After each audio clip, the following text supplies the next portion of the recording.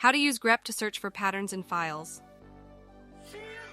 In this video, we're going to learn about the Grep command. Grep is a command line tool that can be used to search for patterns in text files. It's a very versatile tool that can be used for a variety of tasks, such as finding specific lines of code, searching for text in log files, and more. Basic usage. The basic syntax for Grep is as follows. Grep options pattern file. The options are optional, and they can be used to control how Grep searches for the pattern. The pattern is the text that you're searching for, and the file is the file that you want to search. For example, the following command will search the file myfile.txt for the text hello. If the pattern is found, Grep will print the line that contains it. If the pattern is not found, Grep will not print anything. Options. There are many different options that can be used with Grep. Some of the most commonly used options include I. This option tells Grep to ignore case.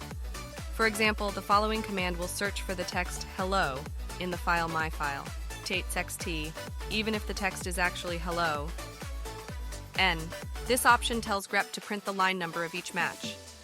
For example, the following command will print the line number and the text of each line that contains the text hello in the file myfile.xt. C. This option tells Grep to print the number of times the pattern is found in the file. For example, the following command will print the number of times the text hello is found in the file myfile.txt, grep, c hello myfile.txt. Here are a few more examples of how Grep can be used.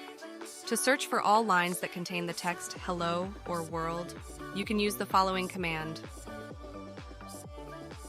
To search for all lines that start with the text hello, you can use the following command.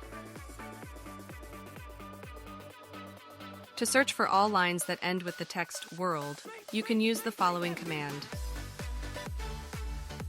Conclusion. Grep is a powerful tool that can be used to search for patterns in text files. It's a versatile tool that can be used for a variety of tasks, and it's a valuable skill to have for any Linux or macOS user. I hope this video has helped you learn about the Grep command.